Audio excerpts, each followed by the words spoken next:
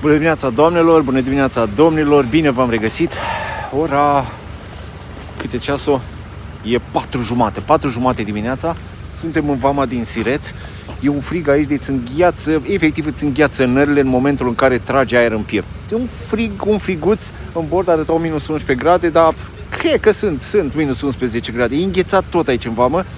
Ce auzit așa pe fundal, zgomotul ăsta de fundal, sunt generatoarele care îi ajută pe oameni să nu înghețe cu totul prin corturi. Vreau să fac în această dimineață un mini reportaj în vamă, să vedem și noi care e starea de spirit, ce se întâmplă, dacă e cineva la datorie, dacă nu e cineva la datorie, dacă se trece, cum se trece. Stați aproape că simt eu așa că va fi interesant.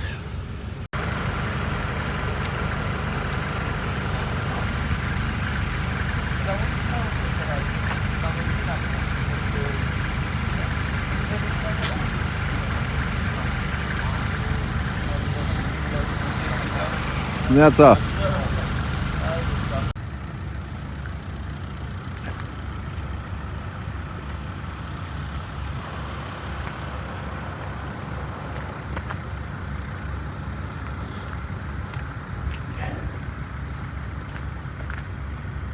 Surprinzător, dragilor, surprinzător. Au dat cu lumină în vamă. Nu mai e bezna aia care era în primele zile.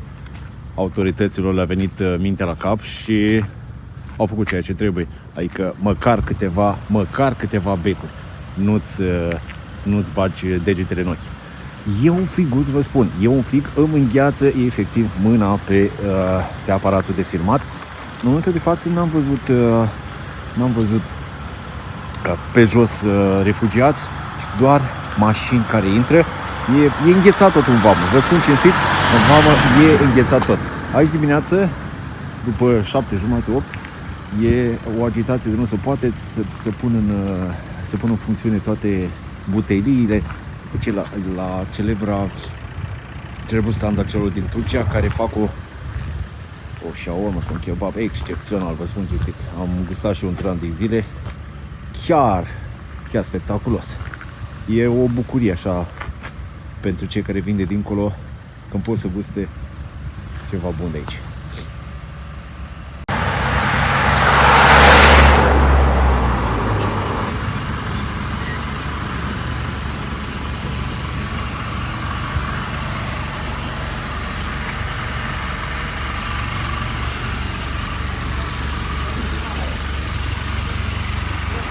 Merg generatoarele unul după altul.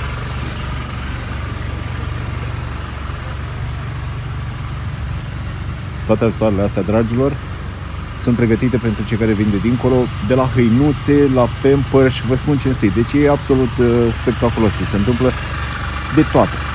De tot ce vrei. Ce obține aici la Cortul Arhiepiscopiei, tot ce vrei, de la alimente, dulciuri, până și lapte pentru copilași. Absolut orice. Orice. Bine, nu e de invidiat cine vine aici, dar credeți-mă, de apreciat tot efortul acesta celor care donează.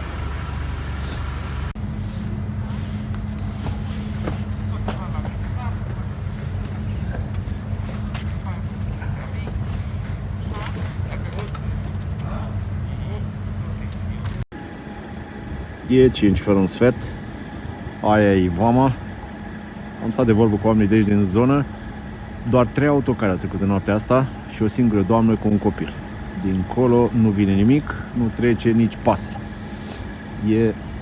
Parcă e pustiu. Așteptăm ora 6 să vedem dacă le dă drumul oamenilor să vină încoace.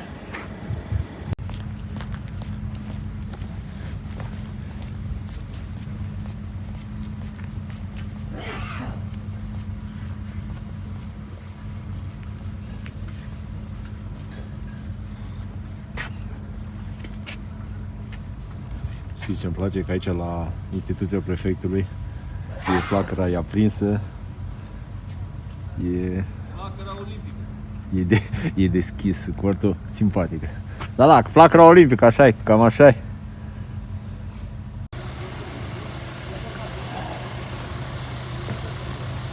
ca să înțelegeți cam care e halul de frig la minus 11 grade. Aici înghețat totul.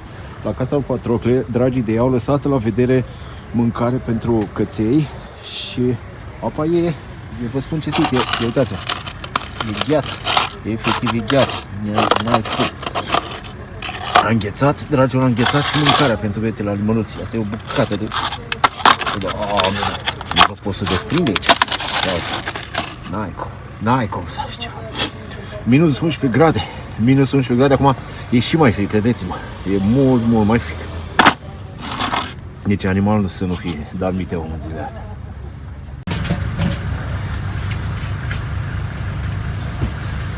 Nu e un coș aici. Ai, da.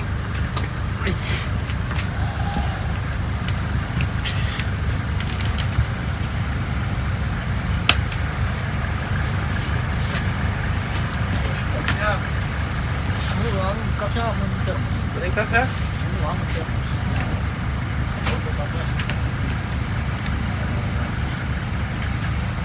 Dă căldură pe la oraș, dă un pic, ha? Un pic. Așa, numai de... Poate mai sus. Sus.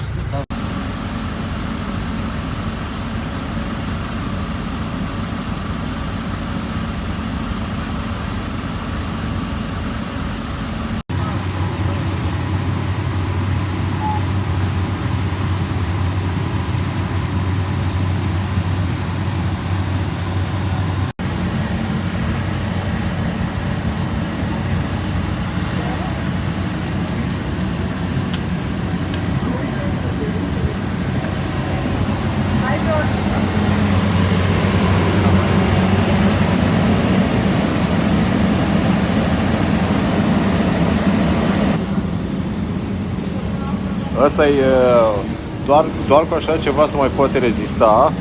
Și haideți să o vedeți dintr-o formulă așa mai ciudată. Cel puțin teoretic, dacă în condiții normale, acolo nu puteai să ții mâna. Dar acum aici, închipuiți-vă să la câțiva, nu știu, să la câțiva centimetri și cam cum e să-mi ia aerul din gură. Cu groază mă gândesc la oamenii ăștia care au stat toată noaptea aici și au așteptat refugiații. Mi-au spus că e pentru prima noapte când nu prea trece lume. Ceva s-a întâmplat dincolo, nu știe lumea ce, vom vedea. Dar vă spun, condițiile sunt absolut complete. Nici nu mai are rost să vorbim. Aici, dacă apropii mâna nu poți ține mâna, ți-o pârlește. Vorbesc serios, miroase așa a păr pârlit. Dar oamenii de-abia dacă pot să-și facă un pic de căldură la picioare. Și stați toată noaptea așa costă aici? Rească sfânt. Am înghețat. A intrat cu oaspete, a intrat cu moarte. Da, deci alte nopți mai venea lumea, mai trecea, acum au stat să uite la...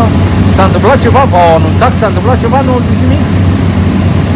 Foarte puțin au venit o doamnă cu doi copii care au stat 2 săptămâni, au stat de desubt la sol și am înțeles că a scăpat și treceau și alte mașini erau împușcate, tancuri și ea a putut să scape și a venit aici.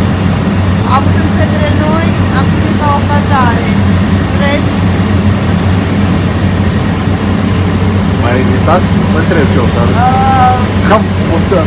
Rezistăm până la final. rezistăm pentru că vedem că oamenii au mare nevoie. Când este frig, ne gândim la copilașii care trec și asta ne dă putere să mergem mai departe. Dar e greu, foarte greu. Colegii dumneavoastră sunt sub pătre acolo, sunt și săracii. Da. Spor maxim vă urez și să vă țină putere, să vă dea putere până la capăt.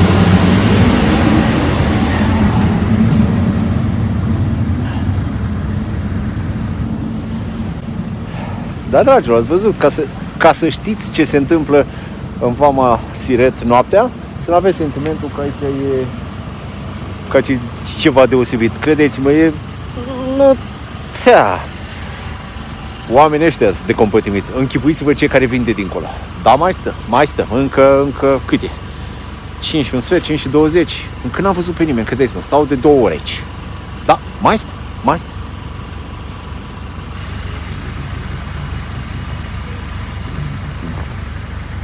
Dimineața, părinte! Dimineața. Nimic, nu bate niciun vânt de dincolo. Vorbiți la inimi calde pentru vremuri înghețate. Se plăgească mașina aia de antrenă. Ce faci de la oră? Iau la o oră de număr cu o oră de da? Am dat pe la botocană? Mai asta. Mai mă văd în mișoră, că ești vrei mai.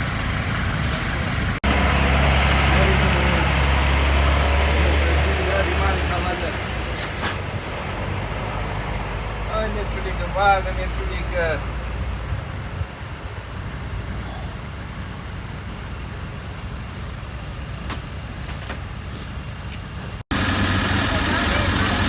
Gata, plecați?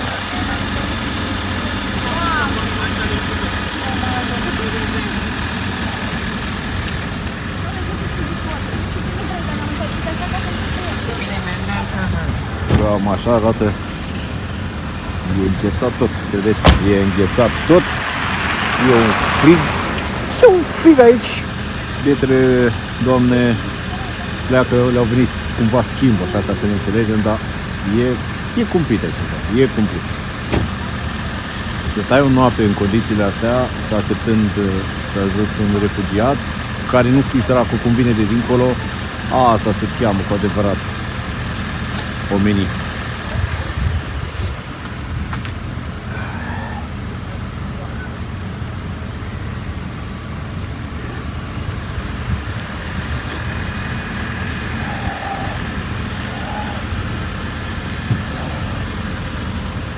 Deci, vedeți-mă că după ce stai o oră în picioare, într-un din corturile astea, nu mai simți nimic. Efectiv nu mai simți nimic. E complet.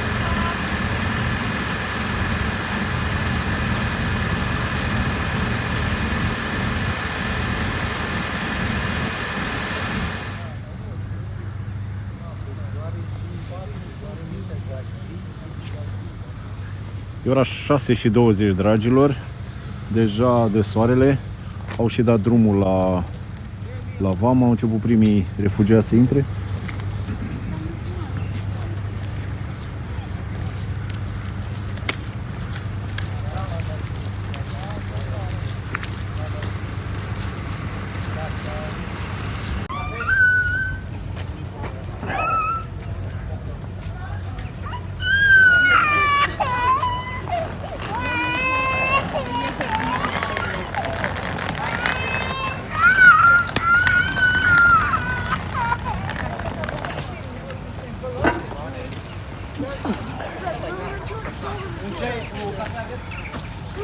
Refugiații sunt preluați de mașini de la ISU și duși în tabăra de refugiați de la Siret. Mașinile deja îi așteaptă aici la intrarea în vamă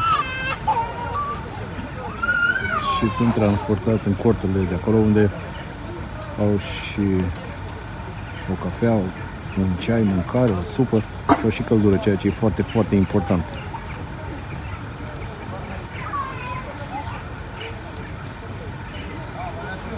Astea sunt primii refugiați din această zi care au reușit să treacă granița de la primii ore, însemnând ora cât e? 6:20.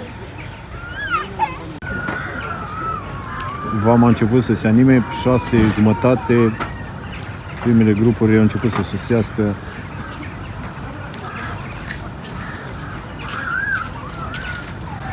Și pe jos. Bineînțeles, femei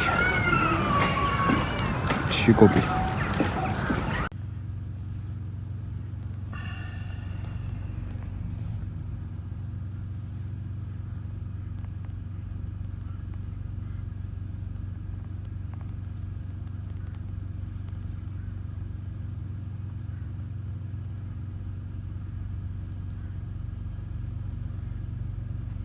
oricât de bine ai fi îmbrăcat, credeți-mă, la minus 12 grade cât e acum în vamă, e imposibil să faci față. Mă gândesc cu groază la tinerii ăștia care stau și păzesc aici ca lucrurile să nu degenereze. La jandarmi mă refer, la pompieri.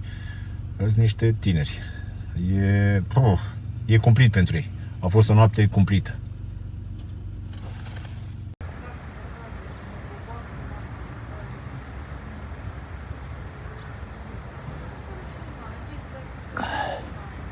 La 17 și 35, minus 11 grade Celsius, dragilor, asta vreau să vă arăt. Suntem la hotelul Frontiera, aici e plin în parcarea hotelului, plin, corturi, mașini. Nu vreți să știți ce e în holul hotelului, se doarme pe jos, pe unde se apucă pe scaune, e o stare de aia, nici n-are rost să vă mai povestesc. Oricum îi felicit pe cei de aici că au pus la dispoziție toaleta hotelului pentru toți refugiații care au nevoie, condiții măcar de super mega decență. Îi felicit pentru asta. În momentul de față, vă spun cinstit, efectiv îți îngheață nările în momentul când ieși afară. Și cei care traversează acum granița sunt... Nu vreau să mă gândesc la bietele doamne și la bieții copii care trebuie să treacă astăzi granița. A fost o noapte cumplită la Siret astăzi. Vă spun cinstit, nici n-am cum să povestesc ce am putut să trăiesc azi noapte. Îți îngheață folcii. Vă spun cinstit, nici măcar nu pot să rostesc cuvinte. Și vorba aia, țin telefonul în mână de 1 minut și 30 de secunde cât am făcut bucățica asta de registrare. Da, a fost o noapte cumplită.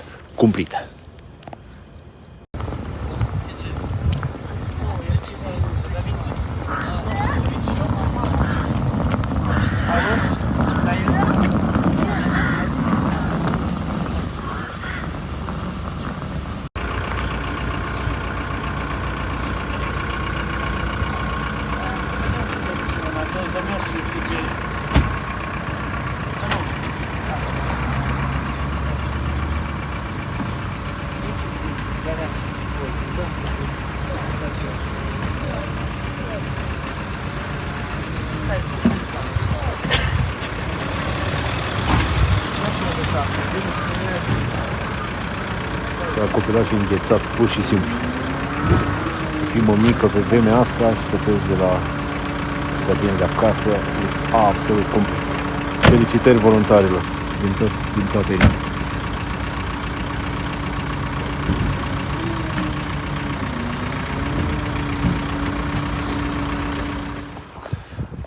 Doamnelor, domnilor, m-am întors în Suceava, am plecat din vamă și aici în Suceava, unde între clădiri bate un vântuș și un friguț de nu te vezi bine, scârție zăpada sub picioare, dar minter în vamă. Vă spun cinstit, cred că undeva spre minus 15, minus 17 grade era acel real feel vama Siret astăzi dimineață.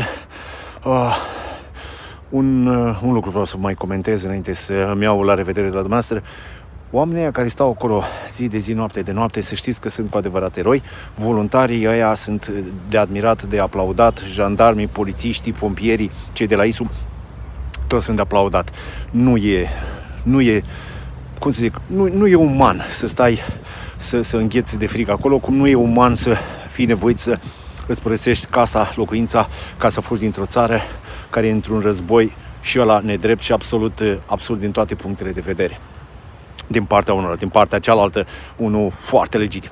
Vă mulțumesc frumos pentru like-uri, pentru share-uri. Dacă puteți să distribuiți filmul, să știți că vă rămân dator. În continuare, mă înclin în fața celor care fac clipele de aici, din România, a refugiaților, un pic mai ușoare.